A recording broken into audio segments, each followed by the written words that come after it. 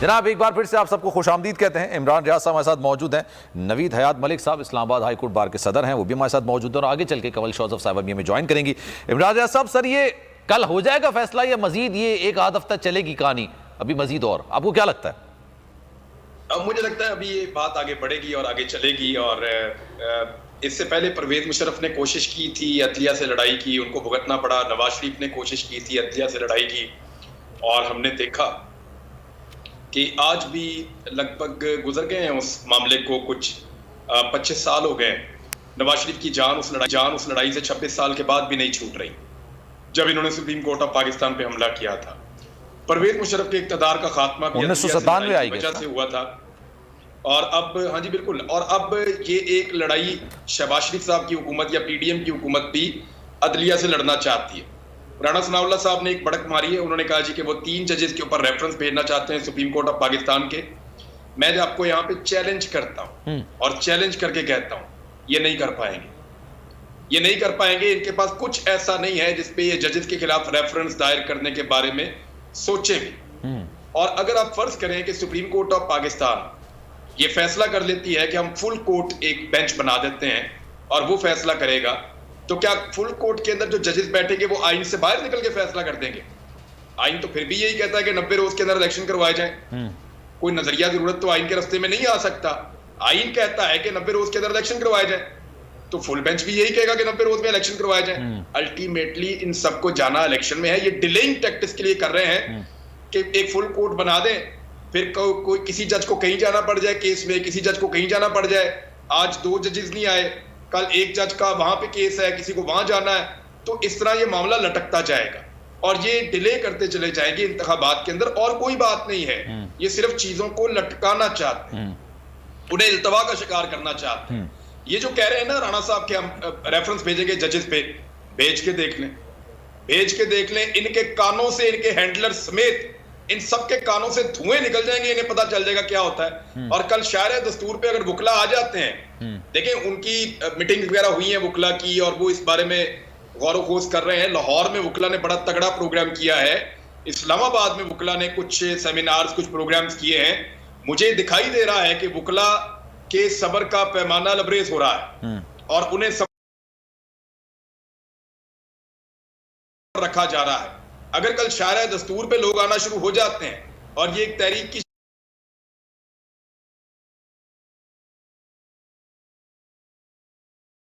तहरीक उतनी जानदार होगी जितनी इफ्तिखार अहमद चौधरी साहब की माजूरी के बाद हुई थी।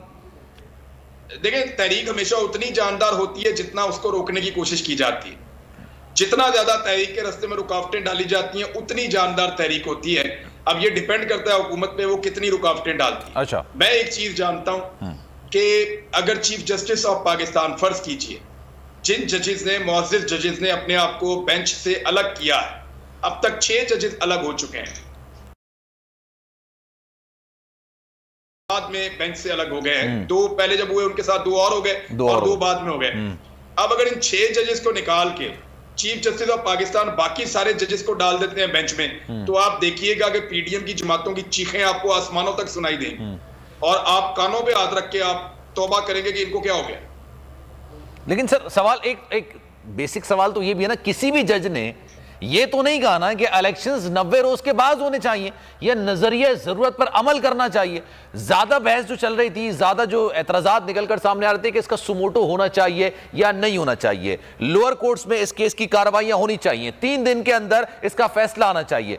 तनाजा तो इस चीज का था ना, किसी ने ये नहीं कहा ये 90 रोज के आगे जाना चाहिए। इमरान भाई देखिए वो कहते क्या है, वो ये कहते हैं मामला ले जाओ पहले लोअर कोर्ट के अंदर, हाई कोर्ट में ले जाएं, फिर वहां पे दोबारा दूसरी दफा अपील हो जाए, फिर अपील हो जाए, फिर काफी टाइम गुजर जाए, चंद महीने गुजरने के बाद सुप्रीम कोर्ट में वो मामला आए पटिशन की सूरत में, फिर वहां पे अपील हो जाए, फिर अपील हो जाए। इस तरह कई महीने गुजरने के बाद इलेक्शन का वो नेचुरल टाइम जिसमें वो चाहते हैं इलेक्शन हो वो करीब आ जाए, वो ये चाहते हैं, वो प्रोसीजर में जाना चाहते हैं। अब अगर आप सोचें कि इमरान खान साहब के दौर में जब कासिम सूरी साहब की रूलिंग को सुप्रीम कोर्ट ऑफ पाकिस्तान ने अज खुद नोटिस में उठा लिया था जी, अब अगर उस वक्त सुप्रीम कोर्ट ऑफ पाकिस्तान इसको ना उठाता और ये रेगुलर हाई कोर्ट में जाता, लोअर कोर्ट्स के अंदर से होता ऊपर आता, फिर सुप्रीम कोर्ट में आता, फिर बार बार अपीलें होती, तो आज तक पाकिस्तान के अंदर जो है वो शायद इलेक्शन हो गए होते।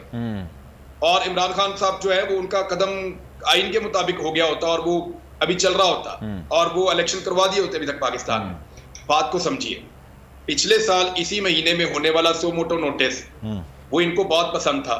फजलुर रहमान साहब ऐसा लगता था उनके चेहरे पे देख के जैसे वो भी भंगड़ा डाल देंगे।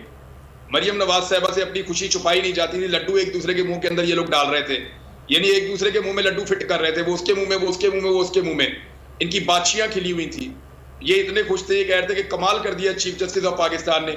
यही चीफ जस्टिस थे, यही मुअज़्ज़िज़ जज साहिबान थे, यही बेंच था। इसी बेंच ने सोमोटो नोटिस के बाद फैसला किया था और शहबाज शरीफ की हुकूमत बना दी थी, इमरान खान की हुकूमत को घर भेज दिया गया था। यही था ना सारा कुछ। अब वही बेंच है, अब वो ये नहीं कर रहा कि शहबाज शरीफ की हुकूमत को हटा के इमरान खान की हुकूमत बना रहा है। वो उतना बड़ा काम नहीं हो रहा। काम सिर्फ इतना हो रहा है कि पब्लिक को फैसला करना है आईने पाकिस्तान के मुताबिक, आप इलेक्शन में चले जाए। वो कहते हैं इलेक्शन च सानू ना लेके जाओ, जो मर्जी आपने हमसे करवाना है करवा लें। आपने जितना आवाम की आपने हमसे बेड़ा गर्क करवाना है इकोनॉमी का, हम पूरी इकोनॉमी तबाह करने के लिए तैयार है। आपने पाकिस्तान का भट्टा बिठाना है, हम वो बिठाने के लिए तैयार है।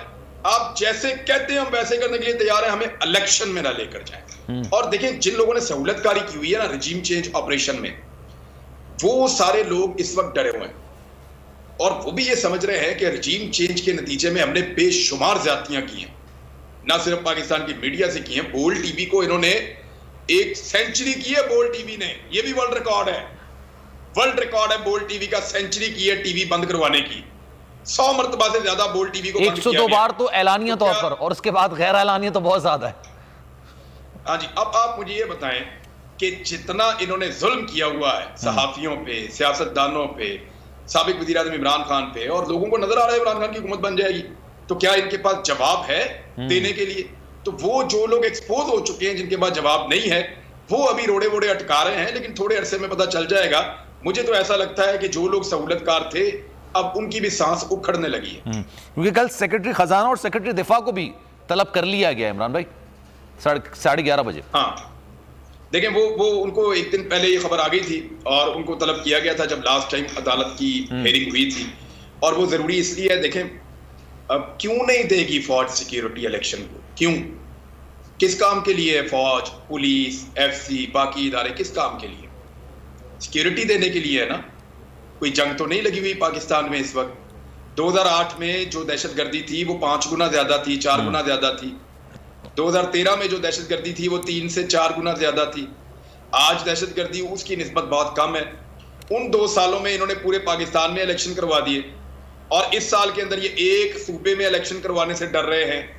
एक्चुअली डर नहीं रहे, डर इस बात से रहे हैं, दहशतगर्दी नहीं है, दहशत ज़दा है अवामी फैसले से, कि अवाम ने वो फैसला सुनाना है जिसकी दहशत इनके दिलों को, अभी तक इनके दिलों में धाक बैठी हुई है कि अवाम इनके साथ करेगी क्या। सही है सर। सारे सर्वे इन्होंने करवा के देख लिए हैं। प्रॉब्लम ये है कि सेक्रेटरी दिफा को बुलाकर अदालत, मुझे ऐसा लगता है, बड़ा क्लियरली ये कह देगी कि आपकी ये रिस्पॉन्सिबिलिटी है एंड यू आर बाउंड, कि जब इलेक्शन कमीशन आपको कहे तो आपने उनको सिक्योरिटी प्रोवाइड करनी है। Definitely sir. दूसरा, वजीर खजाना को या सेक्रेटरी खजाना को बुलाकर ये कहें कि जनाब आपका कितना खर्चा है, स्टेट बैंक के बाद कितने पैसे हैं। आप 20 अरब रुपए इलेक्शन के लिए नहीं दे सकते, 100 अरब आपने दे दिए अपने एमएनएस को स्कीमों के लिए।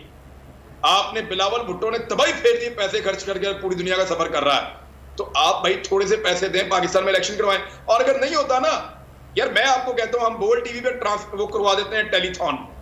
मैं आपको चैलेंज करता हूं, हम बोल्ड टीवी पे टेलीथॉन करवा देते हैं, हम इनको 5 दिन में ये पैसे पूरे करके दे देंगे। मैं गारंटी देता हूं आपको, बोल्ड टीवी की तरफ से हम टेलीथॉन करवा देते हैं बोल्ड टीवी पे बैठ के। अगर इनके पास पैसे नहीं है, ये चैलेंज दे रहा हूं मैं, और सुप्रीम कोर्ट ऑफ पाकिस्तान अगर सुबह चाहे तो इसको फैसले में शामिल कर दे। सुप्रीम कोर्ट ऑफ पाकिस्तान इसको सुबह अपने फैसले में शामिल कर दे कि इमरान रियाज ने कहा है कि 20 अरब रुपए इकट्ठे करके मैं देता हूं। ये बोल्ड टीवी सिर्फ 5 दिन मेरे मुताबिक रोजाना 3 घंटे हमें दे दे, रोजाना 3 घंटे दे दे 5 दिन तक, और जिस सियासतदान को हम साथ बिठाना चाहें वो आके बैठ जाए, कोऑपरेट करे। आप देखिए, हम 20 अरब रुपए इनको इकट्ठा करके देते हैं इलेक्शन के लिए, शायद ज्यादा ही इकट्ठे कर देंगे। सर मेरे ख्याल से सिक्योरिटी और वो पैसे का मसला नहीं है, नीयत का मसला है। सर अगर आप इजाजत दें, नवीद साहब हमारे साथ मौजूद है, जरा उनको भी शामिल गुफ्तगू करते हैं। कमल शौजफ साहब ने भी